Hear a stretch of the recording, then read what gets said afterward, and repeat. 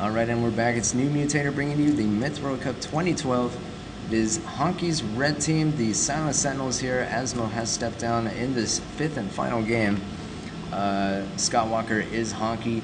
Asmo, Khan, Roadkill, Kron1, Monty, Toxin, and Milkman have all shown up here for the Silent Sentinels. They are in the north, and they're squaring off against Grimm's my team here in the south, led up by Bone. Once again, this bone-colored team. DP, Karma, Rabican, Dante, Ank, Grim, and Cryptos. So we're going to see some exciting play here.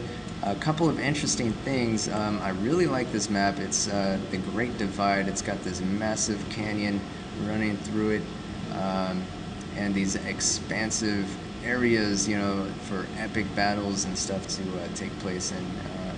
It's I don't know, I just like it. I don't know why. Maybe it's maybe I'm a desert rat or something dumb like that. I have no idea. But it's assassin, so what that means is each team is going to attempt to take out these statues, these monuments on the other side of the map. So they have to run into this canyon. They gotta hike rim to rim, come up and around, and try to oops, where am I at? Over here. Try to take out as many of these as possible. There's 3. Each side has 3 of them, so the maximum number of assassin kills is 3. And here we have this is the much maligned kind of a bug in the game. It's this grounded hawk that doesn't actually move and just kind of sits there on the ground, flapping its wings and not able to do anything. And I don't know. I don't know if that'll ever be fixed. I think it's likely that it won't ever be fixed. It doesn't really affect gameplay all that much, so I don't know. We'll see. Silent Sentinels so far they took the first game, lost the next 2 very narrowly, and the 4th game was kind of it wasn't exactly a blowout, but they lost it pretty handily to my team. And here they are in the 5th game, trying to make up for their somewhat poor showing the last game, and kind of prove to the community, prove to the other teams that they are a contender in this tournament. So about trades, I think both teams are going to get pretty much the same thing. You know, lots of herons, lots of artillery and goals, and actually there are some archers here and no archers, it looks like, for my team. So Honky is opting for some archers and my team is opting for no archers. Instead, they're going to say, look, all we got to do is defend, really. Maybe that's what they're saying. I don't know. I haven't been watching what they've been saying, but maybe they're saying, look, all we got to do is defend. As long as we have the high ground, you know, there's nothing they can do. We can just rain fire from above.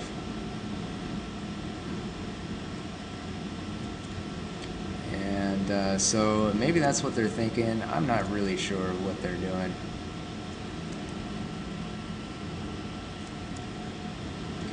But they are definitely taking pus, and that's why, well, actually, maybe, so since they're taking pus, they're obviously not going to be playing defensively.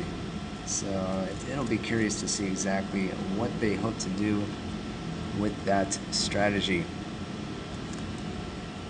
And you know, I thought Sentinels were going to take pus, but it doesn't look like they are. So really, I guess my initial assessment was wrong. I said, oh yeah, these guys, they're probably going to take, you know, very similar unit trades. And now that I'm looking at the details of each team's trade, it doesn't look like that is true. You know, one side taking pus and no archers, and the other side taking a lot of pus. Actually, taking a few archers and no pus. Did I get that confused? I don't know, but you know what I'm saying. So here we have Ank's Heron Guard. So Honky not opting for pus, but opting instead for this massive gold pack, which is a very let's just say that it's a risky thing because these goals are so vulnerable. They're so soft. I mean, they're able to kind of get in the backfield here, but they might not be able to do a whole lot by themselves. And all it takes is one well-placed Warlock shot and they're all gone.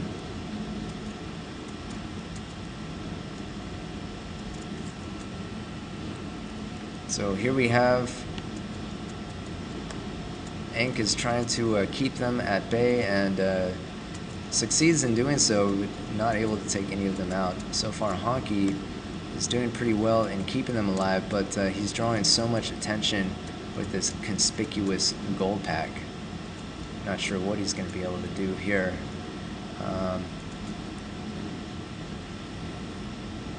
He is able to dodge that second volley, so he might just get cornered. We will see in a moment what he's able to do with that. And here we have Kron 1 with his Heron Hero. He's forced to run away. Looks like another Heron Hero was killed. Maybe two other Heron Heroes were killed. So that, I don't know if that's so. That is not very good for the Sentinel team. That does not bode well if they lost two Heron Heroes already. And it does indeed look like my team is going to be able to sneak up here. Maybe. They already are kind of making their way in here. I don't think Khan has enough to repel them, especially with this artillery backing up Karma. So it's going to be very difficult. And you know what? I said that I would bring that to you, but there we see Honky's goal force completely obliterated. I didn't see that happen, but wow, what a mess. But it looks pretty even, 83 to 82%. But my team, once again, with the momentum, they were able to push out those goals, and they're able to kind of let themselves up here. And somehow the best teams are able to figure out how to do that. They're able just to figure out how to leisurely make their ways up and into the backfield of their opponents and make it look easy, because as we know, it's very difficult to go from and here we have Khan sneaking in. He's able to get one hit off but then lose his Heron there. It's really difficult to come up from the low ground into the high ground and make it look easy.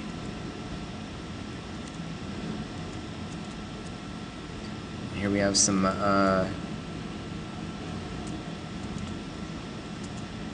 name calling and other kind of stuff happening. I don't even know what's going on here.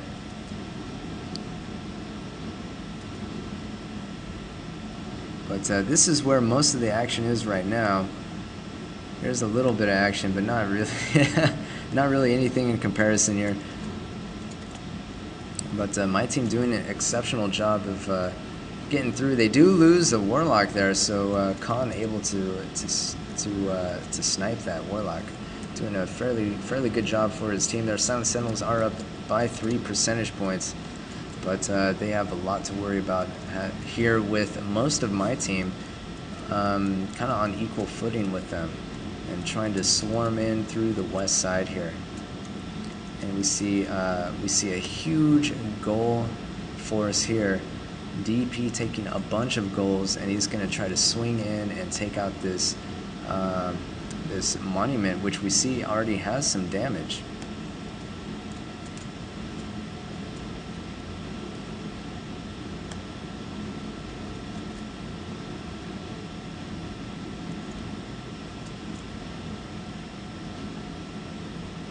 And here we have Rabican's Warlock is going to get sniped. No, doesn't get sniped. Roadkill could have had that kill, but not sure what he's doing. He could easily have come in here. Okay, I'm not really sure what's what that was all about. Obviously, it's got to be superior play than what I am capable of, because but Roadkill is able in the end to clean up there, taking out that Warlock.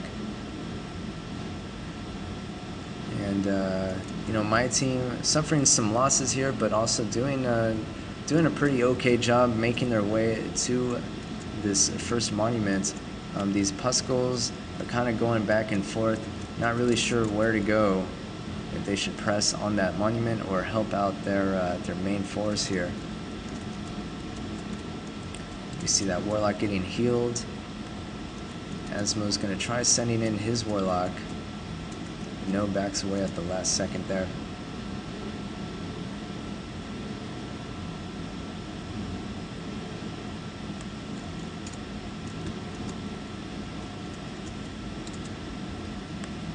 So we see another false start there by Asmo, not following through, and he is going to run away from this Warlock shot.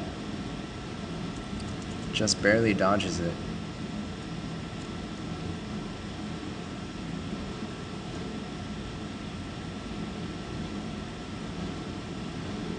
So we see Honky taking a little bit of damage, but he notices this gold pack. And there is the Heron hero of Dante here.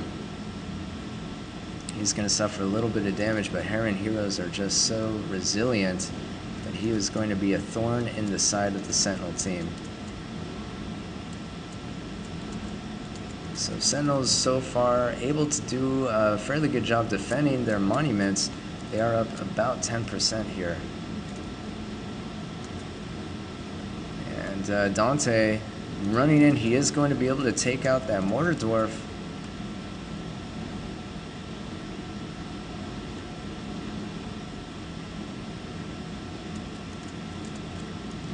And his Mortar Dwarf trying to run to these archers here, but that might be the wrong place to run to. Uh-oh. Dante just doing so much damage with that hero. It's simply amazing, just running in here and kind of wow, and you can see that that heal is just not able to just keeps going. It doesn't get interrupted. It keeps going until it finishes there. He doesn't die. Actually, he does in the end, but he's able to just do so much damage in the end. 52%. What a great job by Dante there. But in the end, he does get surrounded and trapped. And there we have Kron 1's Mortar Dwarf getting pussed and going down. And my team will be storming in here. Kryptos bringing in his Mortar Dwarf. That is this surviving artillery unit for my team.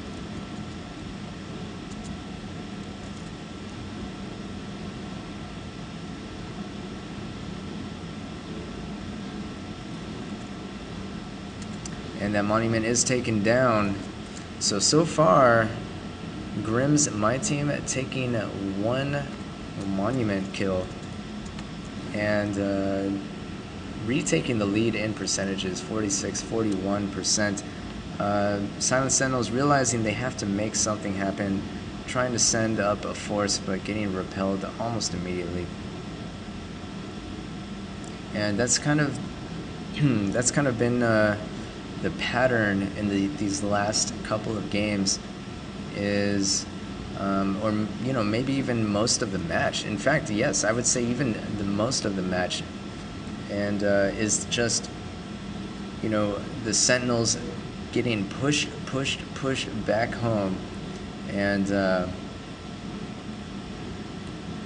not able to retaliate effectively against my team. And in the first game, they were able to do so because of a great Warlock shot. But it looks like my team left one undefended, so Sentinels may be able to tie it up right here, but my team is pressing here, and they are going to be able to, Here we see DP. Oh my goodness, what is going to happen here? Oh my goodness. He's gonna try to do it. He's gonna try to do it. What is he gonna try? No, nope, he doesn't do it. They take it out manually. All right. DP doesn't waste all of that pus bomb right there. He is going to move on to the last remaining monument here that my team needs. So it's tied up at 2, and it's a race to the last monument for both teams here.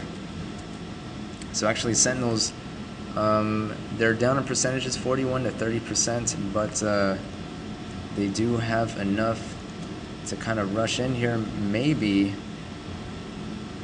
my team does have a mortar dwarf though, so it's going to be difficult.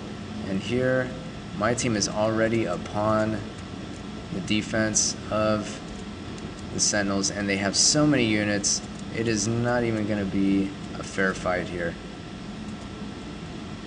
Quickly spreading out of that choke point there, taking a little bit of damage, but they are going to be able to take out this monument.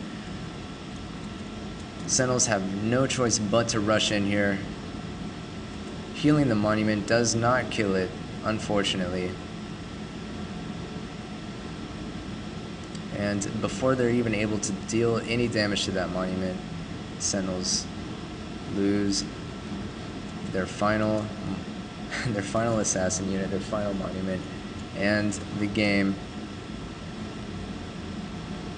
Wow. So that was actually fairly close. They were able to take out 2 monuments there. Let's take a look at some of these endgame statistics. Karma, 222 damage. That is just ridiculous. 15 kills for him.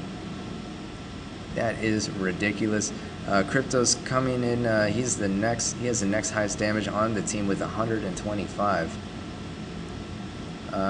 So that is, I guess Karma just carried his team there, is my interpretation here. Khan doing fairly well. Also 156 damage is quite excellent.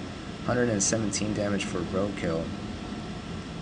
So you know, it's very interesting. I feel that my team was able to take the offensive in just about every game, and although it didn't work the first game, in almost every game they were able to outplay the Sentinels, even though Sentinels played very well throughout much of the match, and were able to kind of keep their losses at a minimum.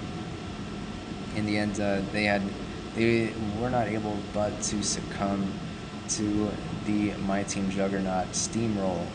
So my team takes the match 4-1, and we're going to go ahead and move on to the next series of matchups in the QR3. It is the NewMutator, and it is the Myth World Cup 2012. We'll see you next match.